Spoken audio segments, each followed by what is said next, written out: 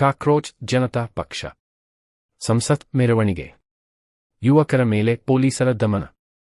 ದೆಹಲಿಯಲ್ಲಿ ಸೋಮವಾರ ಕಾಕ್ರೋಚ್ ಜನತಾ ಪಕ್ಷ ಸಿಜೆಪಿ ಕರೆ ನೀಡಿದ್ದ ಪ್ರತಿಭಟನೆ ನಡೆಸುತ್ತಿರುವ ಯುವಕರ ಮೇಲೆ ಪೊಲೀಸರು ದಾಳಿ ನಡೆಸಿದರು.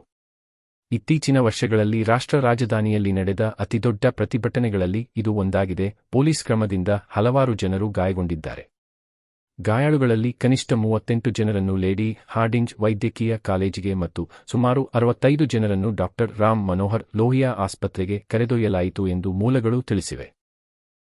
ಗಾಯಾಳುಗಳಿಗೆ ಮೂಳೆ ಮುರಿತಗಳು, ಅಶ್ರುವಾಯು ಹೊಡೆತದಿಂದ ಓತ ಮತ್ತು ತಲೆ ಮತ್ತು ಕಣ್ಣಿಗೆ ಗಾಯಗಳಾಗಿವೆ. ಈ ಸಂದರ್ಭದಲ್ಲಿ ದೆಹಲಿಯಾದ್ಯಂತ 150 ಸ್ಥಳಗಳಲ್ಲಿ ಮೊಬೈಲ್ ಇಂಟರ್ನೆಟ್ ಅನ್ನು ಕಡಿತಗೊಳಿಸಲಾಯಿತು. ನೂರಾರು ಪ್ರತಿಭಟನಾಕಾರರನ್ನು ಬಂಧಿಸಲಾಯಿತು ಮತ್ತು ಪೊಲೀಸ್ ಅಧಿಕಾರಿಗಳು ಗಾಯಗೊಂಡಿದ್ದಾರೆಂದು ವರದಿಯಾಗಿದೆ. ಆದರೆ ಗಾಯಗೊಂಡವರ ಸಂಖ್ಯೆ ಮತ್ತು ಪೊಲೀಸ್ ಕ್ರಮದ ಸ್ವರೂಪದ ಬಗ್ಗೆ ದೆಹಲಿ ಪೊಲೀಸರಿಂದ ಯಾವುದೇ ವಿವರವಾದ ಹೇಳಿಕೆ ಬಂದಿಲ್ಲ. ಉಪವಾಸ ಮುರಿದ ಸಿಜೆಪಿ ಸಂಸ್ಥಾಪಕ ಅಭಿಜಿತ್ ತಿಪ್ಕೆ ಮತ್ತು ವಾಂಗ್ಚುಕ್ ಅವರ ಪತ್ನಿ ಗೀತಾಂಜಲಿ ಜೆ. ಆಂಗ್ಮೋ ಅವರನ್ನು ಸಂಕ್ಷಿಪ್ತವಾಗಿ ಬಂಧಿಸಿ ಹಲ್ಲೆ ಮಾಡಲಾಗಿದೆ ಎಂದು ಸಿಜೆಪಿ ಆರೋಪಿಸಿದೆ. ಸಿಜೆಪಿ ಪ್ರತಿನಿಧಿಗಳಾದ ಸೌರವ್ ದಾಸ್ ಮತ್ತು ಅಶುತೋಷ್ ರಾಂಕಾ ಅವರು ಶಿಕ್ಷಣ ಸಚಿವ ಧರ್ಮೇಂದ್ರ ಪ್ರಧಾನ್ ಅವರ ರಾಜೀನಾಮೆಯನ್ನು ಔಪಚಾರಿಕವಾಗಿ ಕೋರಲು ಕೇಂದ್ರ ಸಚಿವ ಜೆ.ಪಿ. ನಡ್ಡಾ ಅವರನ್ನು ಭೇಟಿ ಮಾಡಿದರು.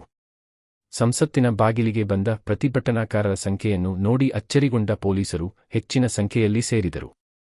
ದಾಸ್ ಮತ್ತು ರಾಂಕಾ ಅವರು ಸರ್ಕಾರದೊಂದಿಗೆ ಬೇಡಿಕೆಗಳ ಕುರಿತು ಚರ್ಚಿಸುವುದಾಗಿ ಸಚಿವ ನಡ್ಡಾ ಅವರಿಗೆ ತಿಳಿಸಿದ್ದಾರೆ ಎಂದು ಹೇಳಿದರು. ಆದಾಗ್ಯೂ ಸಿಜೆಪಿ ಇನ್ನೂ ಪ್ರತಿಕ್ರಿಯೆಗಾಗಿ ಕಾಯುತ್ತಿದೆ ಎಂದು ದಾಸ್ ಸಂಜೆ ಹೇಳಿದರು. ಜಂತರ್ ಮಂತರ್ನಲ್ಲಿ ಪ್ರತಿಭಟನೆ ಮುಂದುವರೆದಿದೆ ಎಂದು ಹೇಳಿದರು.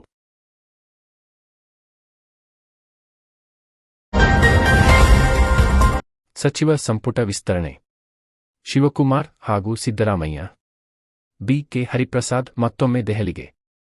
ಸಚಿವ ಸಂಪುಟ ವಿಸ್ತರಣೆ ಕುರಿತಂತೆ ಹೈಕಮಾಂಡ್ ನಾಯಕರ ಜೊತೆ ಅಂತಿಮ ಸುತ್ತಿನ ಮಾತುಕತೆ ನಡೆಸಲು ಮುಖ್ಯಮಂತ್ರಿ ಡಿ.ಕೆ. ಶಿವಕುಮಾರ್, ಎಐಸಿಸಿ ಕಾರ್ಯಕಾರಿ ಸಮಿತಿ ಸದಸ್ಯ ಸಿದ್ದರಾಮಯ್ಯ ಮತ್ತು ಕೆಪಿಸಿಸಿ ಅಧ್ಯಕ್ಷ ಬಿ.ಕೆ. ಹರಿಪ್ರಸಾದ್ ಮಂಗಳವಾರ ಮತ್ತೊಮ್ಮೆ ದೆಹಲಿಗೆ ತೆರಳಲಿದ್ದಾರೆ. ದೆಹಲಿಗೆ ಬರುವಂತೆ ಹೈಕಮಾಂಡ್ ನಾಯಕರಿಂದ ಕರೆ ಬಂದಿದೆ. ಹೀಗಾಗಿ ಬೆಳಿಗ್ಗೆ 8 ಗಂಟೆಗೆ ಮೂವರು ನಾಯಕರು ವಿಶೇಷ ವಿಮಾನದಲ್ಲಿ ದೆಹಲಿಗೆ ಪ್ರಯಾಣ ಬೆಳೆಸಲಿದ್ದಾರೆ. ಸಂಪುಟ ಸೇರುವವರ ಪಟ್ಟಿ ಈಗಾಗಲೇ ಸಿದ್ಧವಾಗಿದೆ. ಪಟ್ಟಿಯಲ್ಲಿರುವ ಹೆಸರುಗಳಿಗೆ ಎಐಸಿಸಿ ಅಧ್ಯಕ್ಷ ಮಲ್ಲಿಕಾರ್ಜುನ ಖರ್ಗೆ ತಮ್ಮ ಸಹಮತ ವ್ಯಕ್ತಪಡಿಸಿದ್ದಾರೆ. ಲೋಕಸಭೆ ವಿರೋಧ ಪಕ್ಷದ ನಾಯಕ ರಾಹುಲ್ ಗಾಂಧಿಯವರು ಮುದ್ರೆ ಒತ್ತಬೇಕಿದೆ. ಅವರು ಹಸಿರು ನಿಶಾನೆ ತೋರಿಸಿದರೆ ಗುರುವಾರವೇ ಜುಲೈ 23 ಸಂಪುಟ ವಿಸ್ತರಣೆ ಆಗಬಹುದು ಎಂದು ಕಾಂಗ್ರೆಸ್ ಮೂಲಗಳು ತಿಳಿಸಿವೆ. ಕಾಂಗ್ರೆಸ್ ಹೈಕಮಾಂಡ್ ಕಳೆದ ವಾರವಷ್ಟೇ ಈ ಮೂವರು ನಾಯಕರನ್ನು ದೆಹಲಿಗೆ ಕರೆಸಿಕೊಂಡು ಸಂಪುಟ ವಿಸ್ತರಣೆಯ ಬಗ್ಗೆ ಚರ್ಚೆ ನಡೆಸಿತ್ತು.